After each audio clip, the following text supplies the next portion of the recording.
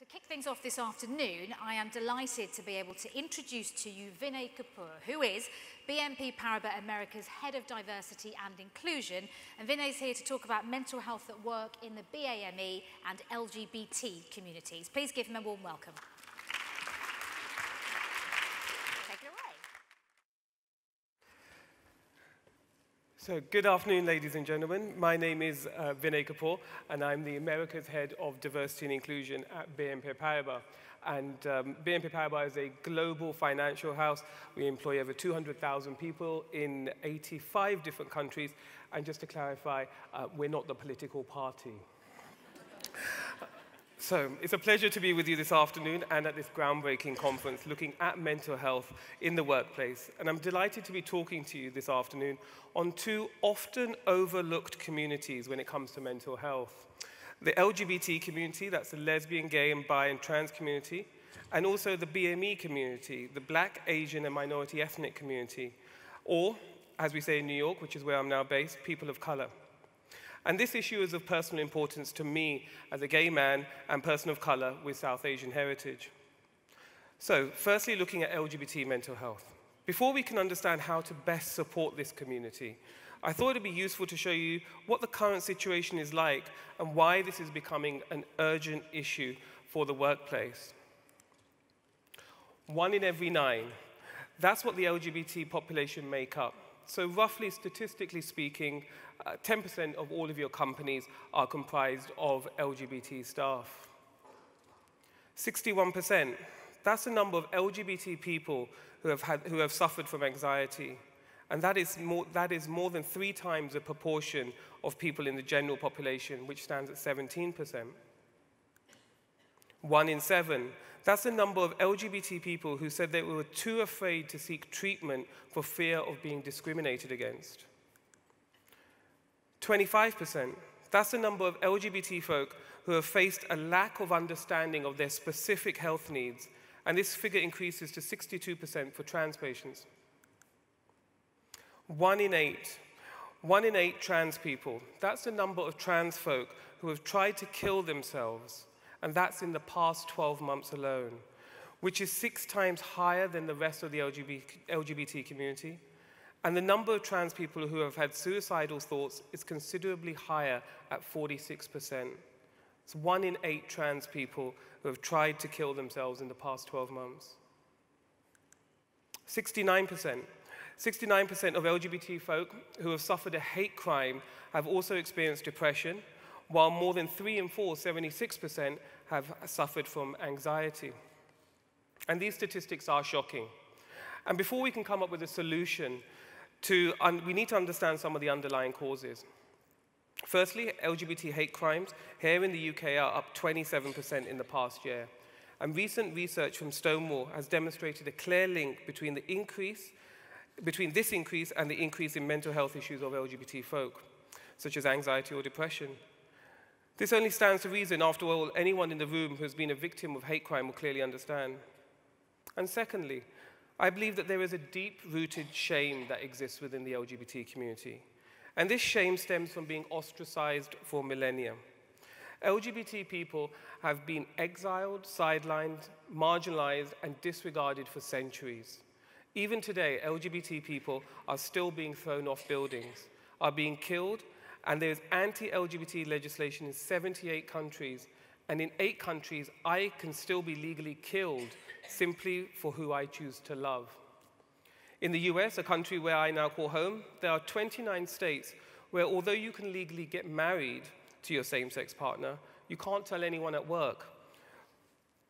Imagine the toll that takes on your mental health, having to constantly lie. But this phenomenon happens globally. And here in the UK also, we see over 62% of graduates going back into the closet when they start work. Imagine having to create a web of lies of imaginary partners. But I've yet to meet any heterosexual person who has had any difficulty in coming out as straight. So this global society creates a stigma and instills a level of shame in LGBT people, of simply being who we are.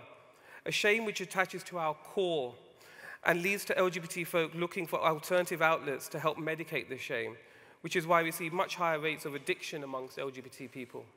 And addictions can either be prescription drugs. Misuse of prescription drugs like opioids is double the rate amongst LGBT people than heterosexual people. Alcohol, recreational drug use, the list goes on. And often the mental health support systems we put in place don't address such issues. For example, rehab facilities really cater for the LGBT population. One study revealed only 7% of programs offered specialized LGBT support. And I know from personal experience, having spent 3 months in a top rehab facility here in London, the advice I was given, simply stop drinking and you'll be fine. None of the underlying LGBT issues were ever discussed. It wasn't even considered an issue. A core part of my identity was not considered an issue in rehab. This is where workplace support has to step in. We can't simply keep sending staff to EAPs or rehab facilities which aren't equipped to deal with them. And we must also recognize that the workplace is sometimes the only safe place an LGBT person can come out. Countless times over my career, I've heard young graduates saying, I'm out at work, but nobody at home knows. Aside from ensuring that 10% of our workforce is mentally healthy from our productivity perspective, we have a duty of care, but it's also morally the right thing to do as well. So whilst there isn't one size fits all for all mental health, there isn't one solution either. Based on my personal and professional experience, here are some solutions that you may wish to consider embedding into your own organization to support your LGBT workforce. One, firstly, when rolling out mental health training for managers, ensure it is LGBT inclusive. Educating managers can be a first line of defense, as they can often see when a member of staff is suffering. Managers need to become more aware of the LGBT mental health challenges inside and outside of the workplace. In my experience, what happens outside the four walls of our organizations affect our staff inside the four walls as well. So, if there's been a recent LGBT hate crime spike, like we see in New York and here in the UK, then managers need to be cognizant of this and the effect it is having on their LGBT staff's mental health. Two, the same also applies to mental health first aid programs. Ensure that mental health first aiders are also trained to signpost to LGBT resources. Three, in Pride Week, which many of our organizations run roundtables and presentations on LGBT mental health issues. In my experience, this has drawn in LGBT staff, but also those who don't themselves identify as LGBT, but their colleague, child, niece, nephew, or other family member does, and they want to support them. Four, keep the message alive all year round. Ensure your Pride group intranet pages also signpost mental health resources, and run small lunchtime roundtables outside of Pride Week too. In my experience, even if staff don't attend them now, they know where the support is and when they need it. Simply holding these events, no matter how small, is a big signal that you as an employer care and positions you as an employer of choice. Five, ensure that your healthcare policies are LGBT inclusive. One of the actions we took at BNP Paribas was to ensure our healthcare benefits provided trans benefits, including counseling along with surgical options. Six, talk to your medical health providers.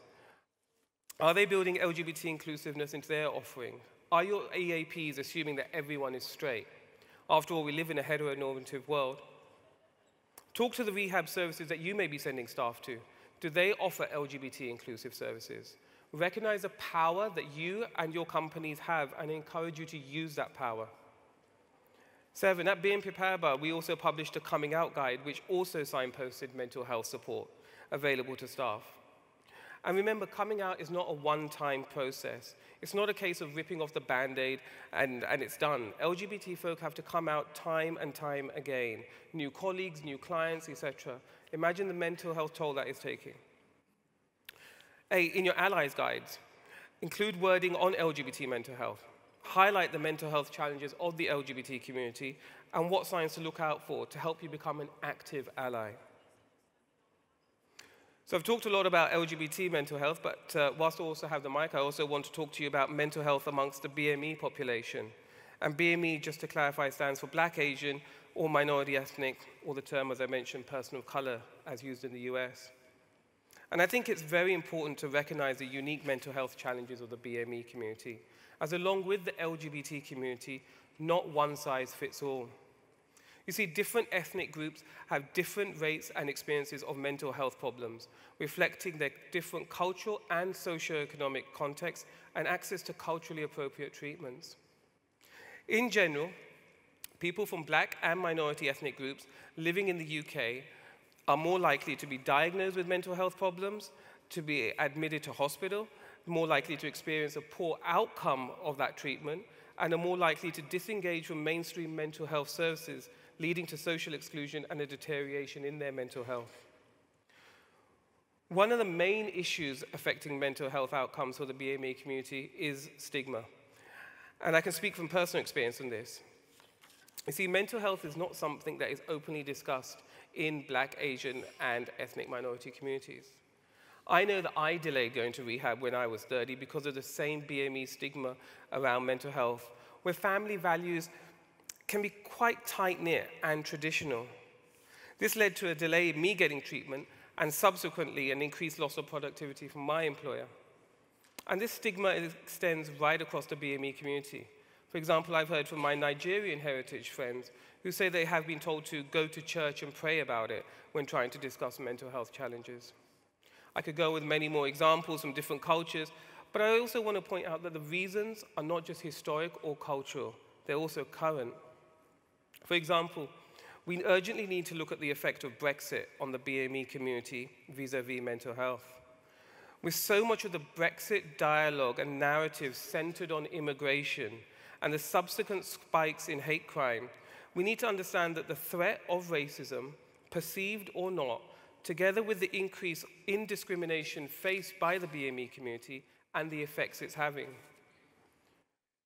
For example, a study published in The Lancet was able to correlate a link between increased perception of discrimination and schizophrenia amongst the BAME community. So, some practical solutions. 1, use your race/ethnic employee resource groups as a vehicle for mental health discussions. Remember, mental health challenges for the BAME community need to be culturally tailored.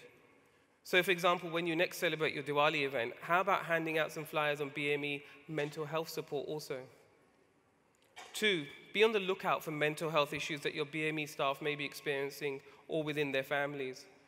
BAME people generally aren't brought up to come forward and openly discuss mental health. So make it your priority to become an active ally. Again, build this concept into your line manager training or when holding mental health weeks. 3, create and facilitate peer mentoring groups for BAME staff to be able to informally discuss mental health challenges. This support, in my experience, has proven to be invaluable. 4, ensure that your multicultural and ability networks heads can signpost specific BAME resources for staff. We found this approach very effective when running domestic violence events, for example. 5, some of the most old-fashioned ways really work. A good old poster signposting support can often work wonders. And 6, role models. If we can see it, we can be it. And whilst we may struggle in our organizations to find BAME mental health role models internally at the beginning, remember that role models don't have to be internal. Using role models as part of an internal email campaign, for example, can start to counter the stigma and increase awareness. 7, with an eye to intersectionality, recognize the dual challenges that people like me have being BAME and LGBT. That's a tough glass ceiling to crack through, and simple words can have huge impact. Early in my career, I wasn't likely to stand up in front of a room of 200 people and talk about my mental health challenges. However, small lunch and learns and teach-ins can provide an outlet. As we keep saying, not one size fits all. And finally, I'd say talk to your BAME staff. Unless you identify as BAME, you won't know what they would really like. Anonymous surveys can really help here. So a few final thoughts before we open up for some questions. I'd encourage you all to be fearless. Fearless when it comes to deploying your mental health initiatives, and not just stick to the safer topics of depression and stress. I'd urge you all to recognize a full spectrum of mental health conditions, such as addictions, bipolar, even anger management. which is one of the reasons why I'm delighted to be speaking at this conference today, because it's doing exactly that.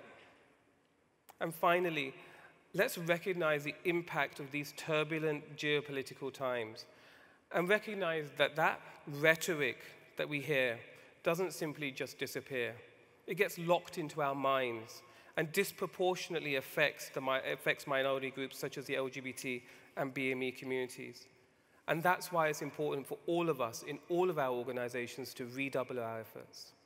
Thank you.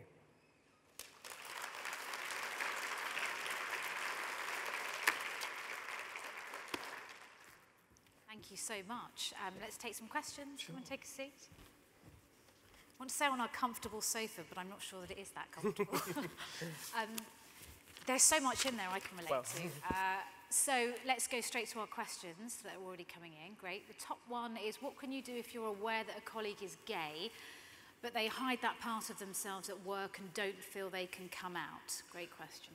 I think this is where the role of allies comes in. And it's about saying, if there is somebody who identifies as LGBT, but they're hiding that part of their identity, that core part of their identity at work, then it's about providing them with support. And for me, in my role, it's ensuring that the company has a culture where we would never force anyone to come out, but we have a culture that if you do want to disclose your sexual orientation or gender identity, that it's a safe place to do so. A statistic I know is that if an LGBT employee is unable or doesn't feel comfortable about coming out at work, they're going to be around about 40% less productive. 40% less productivity, and so many of us in our organizations are going to do more with less. So having 40% less productivity of any one individual is going to start affecting our bottom line of our organization. So for me, it's how do we signal that support?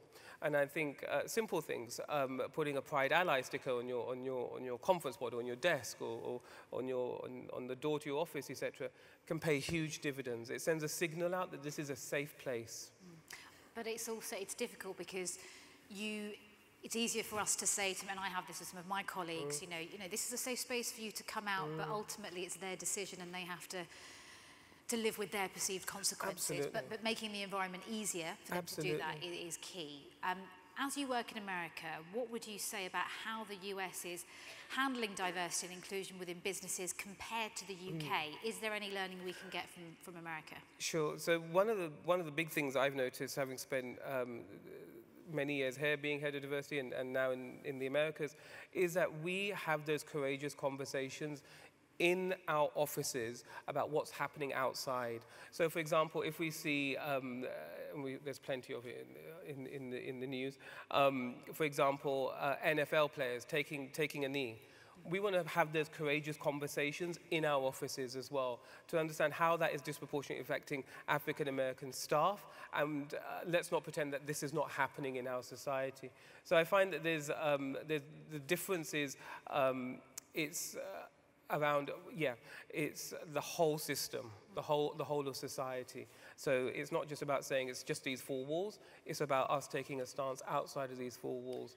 And so, for example, just last week we signed, along with 180 other companies in the US, a statement of support for the trans community, which was in response to the current administration's plans to roll back trans rights in the US and to define gender as simple male or female.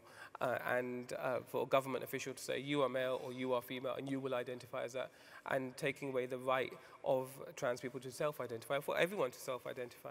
So increasingly we are taking political stances on these things as well, absolutely. I'm glad the next person has called this out because I wanted to. Going to events and talks on diversity, BAME, LGBT, this talk focusing on mental health. The room, as I noticed, looking out at you, isn't as full as other talks. And that might be for various reasons. Some people may have left after lunch altogether. But how much do the companies attending truly care about their full workforce? I think that's a question back to the audience. I think that's a question I'd push back to the audience and say, how important is this to your organization? We know that the diversity demographics of the UK and the US are shifting. We know that people of color will make up the majority in the US in the not too very near future. By 2050. 45. Absolutely. And I think organizations need to be on the lookout for this, absolutely, and it needs to be on the radar because those diversity demographics are shifting, absolutely. How do you make sure it's not just a box-ticking exercise then? I often say the journey from head to heart is the longest, and for me it's about how do we get the emotional buy-in as well. And so we've all had mental health challenges, we all have mental health, but from a diversity and inclusion perspective as well, it's about saying we've all been excluded at some point in our lives as well. So it's about for me, it's how do we get the emotional buy-in as well, and so it's not just a check the box initiative, and that can be a long journey sometimes. It can be a long journey, but if you don't start, you never start. By BAME, sometimes I think we exclude some white groups simply because they are white.